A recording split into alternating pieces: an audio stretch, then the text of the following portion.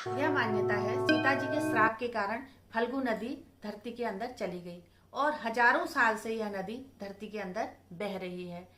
अगर हम फल्गु नदी के किनारे जाएंगे तो हमको चारों तरफ रेत ही रेत दिखाई देगी, लेकिन अगर हम अपने हाथों से उस रेत को हटाएंगे तो नीचे पानी दिखेगा, जो कि फल्गु नदी का पानी है ना आश्चर्य की बात। हमारे देश में कई जगह, कई ऐसे तीर्थ हैं, कई ऐसी जगह हैं और कई ऐसी बातें हैं जो कि बहुत ही आश्चर्य कर देने वाली हैं। उनमें से एक बात यह है कि फल्गु नदी धरती के अंदर बहती है। आज हम फल्गु नदी के बारे में बात करेंगे, जो कि गया में है और जहाँ पर श्राद्ध होता है और अपने पूर्वजों का पिंडदान किया जाता है, जिससे कि हमारे पूर्वज स्वर्ग को चले जाते हैं।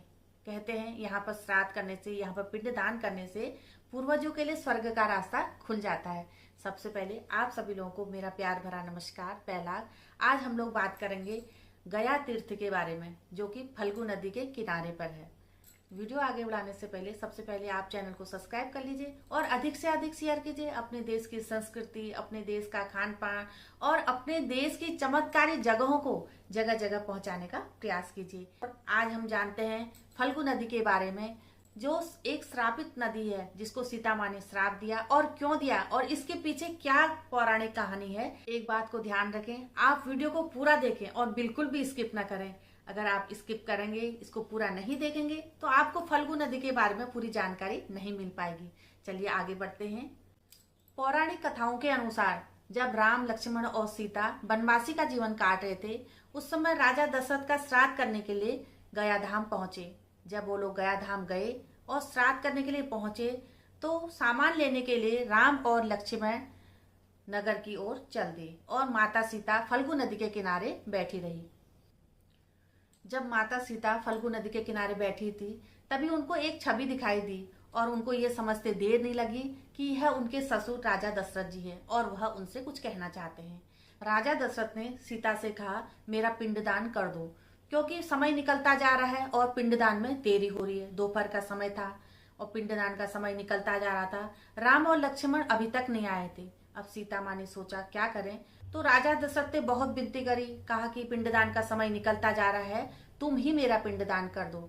तब सीता जी ने सोचा कि पिंडदान का समय निकलता जा रहा है, अभी तक राम लक्ष्मण नहीं आए हैं, तो उन्होंने बालू के पिंड बनाए, यानी बालू मतलब रेत के पिंड बनाए और उन्होंने पिंडदान कर दिया। इस तरह दशरथ जी को मोक्ष प्राप्त हुआ और उनको स्वर्ग की प्राप्ति हुई और उनके ससुर जी बहुत खुश हुए। यह सोचकर कि ससुर जी बहुत खुश हैं और उनको मोक्ष प्राप्त हो गया है, सीता माता बहुत खुश हुई। इतने में राम और लक्ष्मण आए और सीता माँ ने उनको पूरी बात बताई कि कैसे ससुर जी आए और राजा दशरथ कैसे आए और कैसे उन्होंने पिंडदान किया। इस समय सीता माँ ने पिंडदान किया। उस दौरान उन्होंने वहां मौजूद फल्गु नदी, गाय, तुलसी, कौवा, वट वृक्ष और ब्राह्मण को इस पिंडदान का साक्षी बनाया। जब सीता माँ ने इस पिंडदान की बात राम और लक्ष्मण को बताई, तो राम लक्ष्मण को बिल्कुल भी विश्वास नहीं हुआ। तब सीता माँ ने राम और लक्ष्मण से कहा, आप जो है फल्गु नदी, गाय, कौवे, तुलसी और वट वृक्ष से इस बात की जानकारी ले लीजिए और उनसे पूछ लीजिए।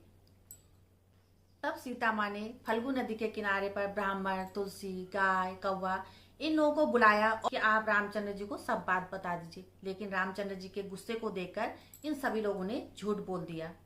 लेकिन वहां पर मौजूद वट वृक्ष ने सीता जी का साथ दिया और वट वृक्ष ने रामचंद्र जी को और लक्ष्मण को बताया कि माँ ने पिंडदान कर दिया है।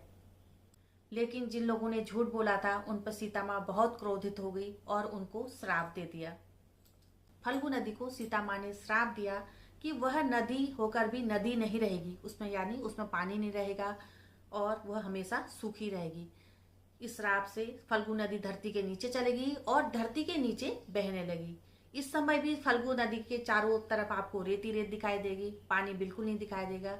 लेकिन जैसे ही आप रेत को हटाएंगे अपने हाथ से, तो आपको पानी मिल जाएगा। गाय को श्राप दिया, गाय पूजनीय होकर भी गाय को खाने के लिए दर दर भटकना पड़ेगा। माता सीता ने ब्राह्मण को श्राप दिया कि चाहे उसे कितनी भी धन दौलत मिल जाए, लेकिन ब्राह्मण कभी भी संतुष्ट नहीं होगा। माता तुलसी को श्राप दिया कि वह कभी भी गया की मिट्टी पर नहीं उगेगी। यह सत्य है, गया की मिट्टी में तुलसी कभी नहीं पनपती। कौवे को हर समय लड़ने झगड़ने का श्राप दिया। सीता माँ ने झूठ बोलने वालों को श्राप दिया, लेकिन वट वृक्ष जिन्होंने उनका साथ दिया उनको वरदान दिया कि वो हमेशा हरा भरा रहेगा और हजारों साल उसका जीवन होगा और सभी लोग उसकी पूजा करेंगे। इस तरह सीता माँ ने वट वृक्ष को वरदान दिया। और आज भी जब गया में लोग जाते हैं, पिंडदान और श्राद्ध कर्म करने के बाद वट वृक्ष की पूजा जरूर करते हैं। अब मैं अपना वीडियो यहीं पर समाप्त कर रही हूँ। अगली वीडियो में आपके सामने एक नई जानकारी के साथ आऊंगी। तब तक के लिए नमस्कार। पैलाग चैनल को सब्सक्राइब जरूर करें और शेयर करें, अधिक से अधिक शेयर करें। अपनी धर्म और संस्कृति को जन जन तक पहुंचाने का प्रयास करें। नमस्कार। पैलाग।